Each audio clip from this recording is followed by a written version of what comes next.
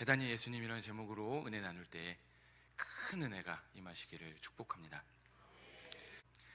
우리 예수님에게는 어떤 장소가 특별한 장소였는가라는 질문을 해보게 됐습니다.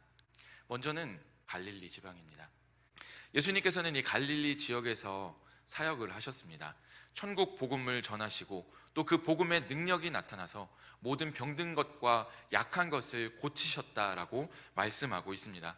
그러므로 말미암아 예수님의 소문이 온 수리아에 퍼졌고 많은 사람들이 예수님께 나오게 됩니다.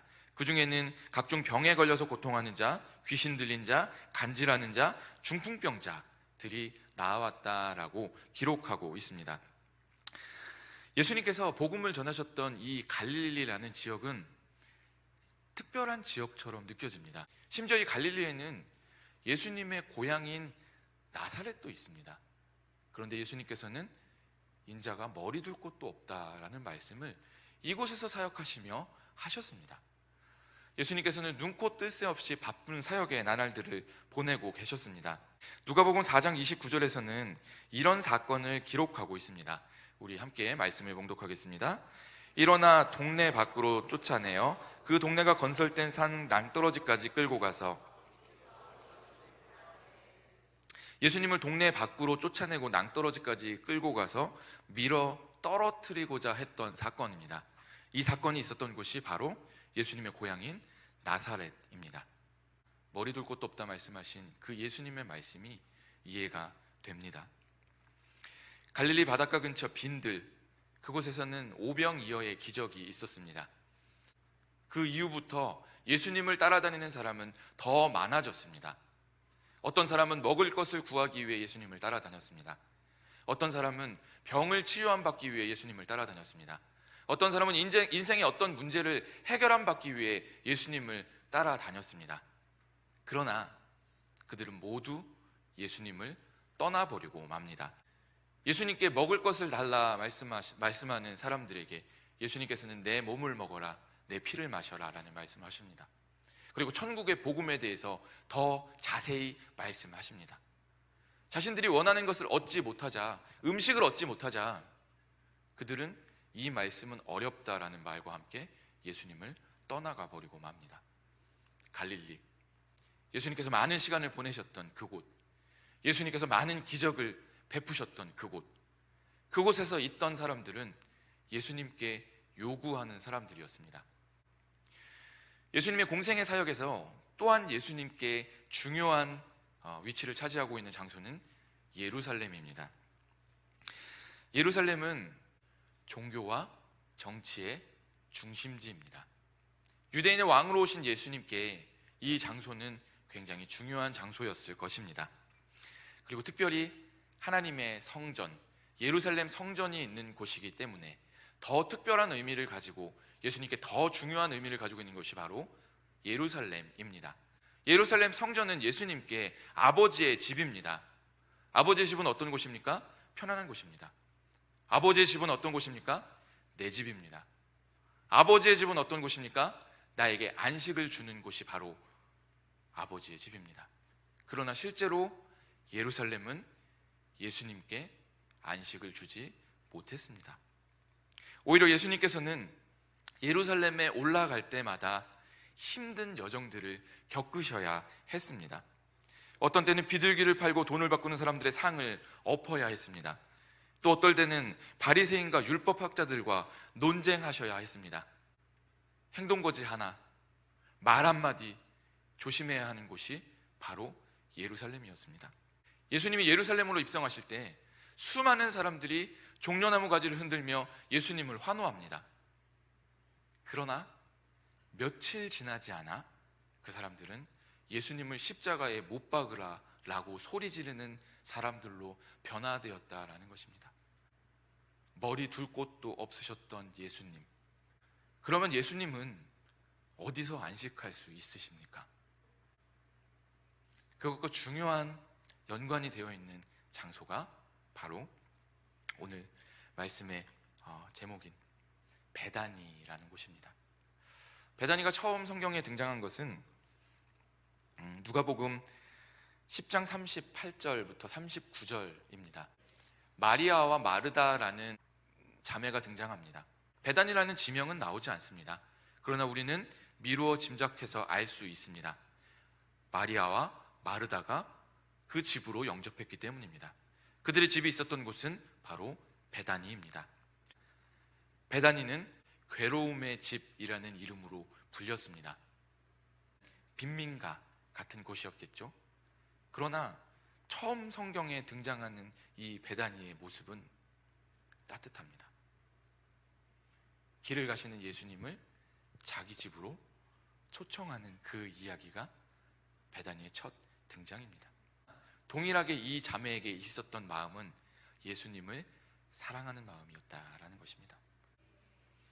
두 번째 이 베다니가 등장하는 것은 요한복음 11장입니다.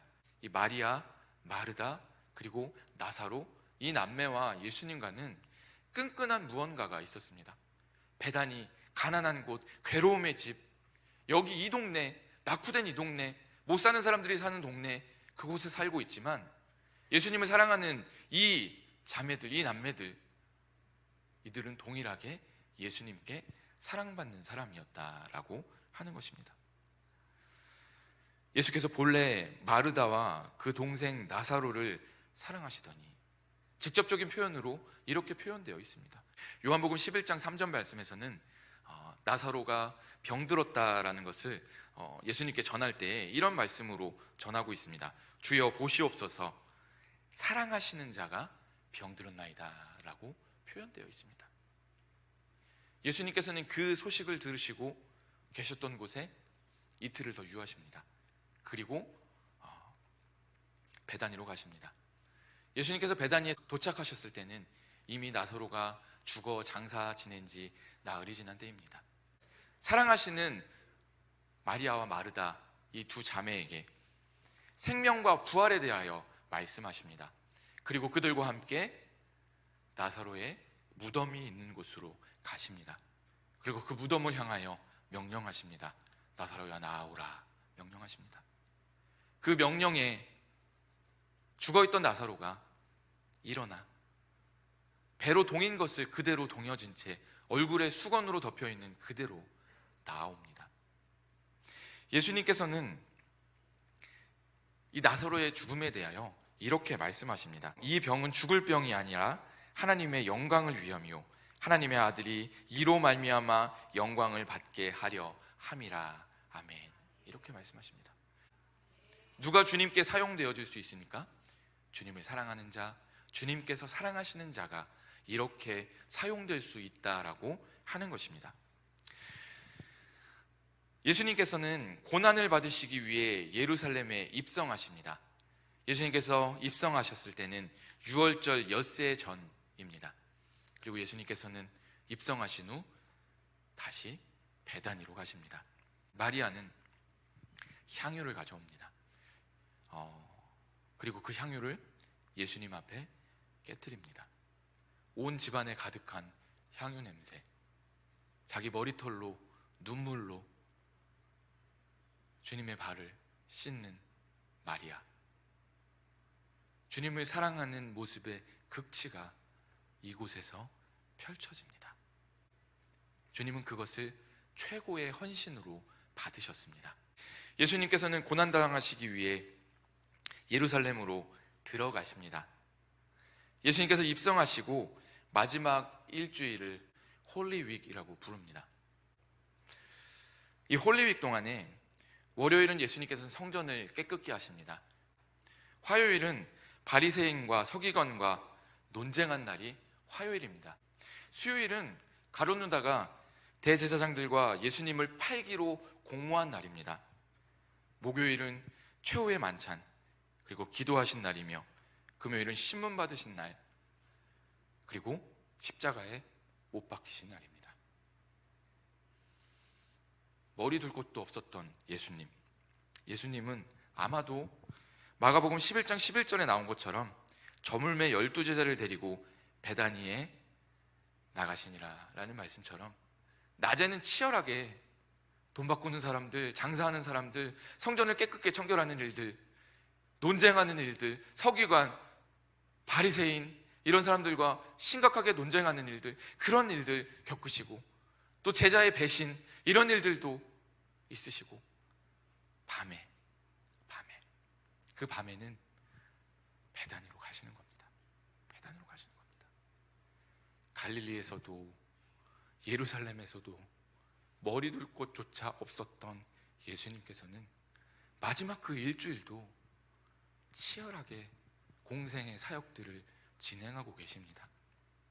그러나 유일하게 밤에 베다니로 가셔서 안식하셨다라고 하는 것입니다. 사랑하는 여러분, 예수님은 왜 베다니에서 밤을 보내실 수 있었을까요? 그곳에는 예수님을 사랑하는 마리아, 마르다, 나사로가 있었기 때문일 겁니다.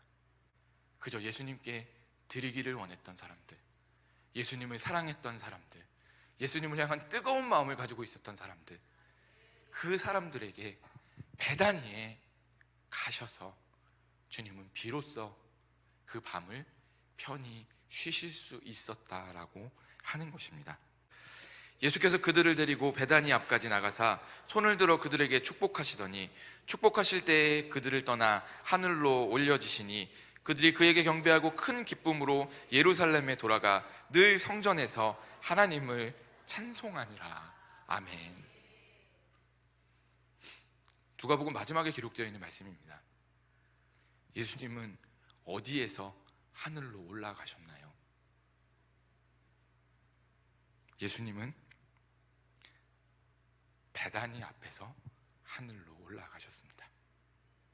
주님을 뜨겁게 사랑했던 사람들이 있는 그곳에서, 주님이 사랑하는 사람들이 있는 그곳에서 하늘로 올라가셨습니다.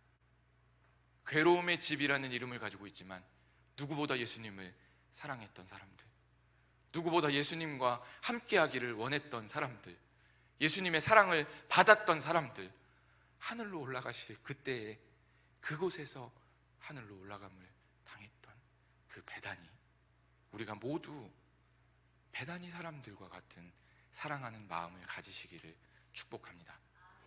하늘로 올라가신 예수님은 누구에게 다시 임재하십니까?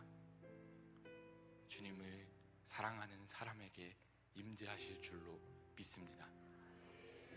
우리의 삶이 주님을 사랑하는 수많은 증거들로 열매 맺는 삶 되시기를 예수님의 이름으로 축복합니다. 아멘.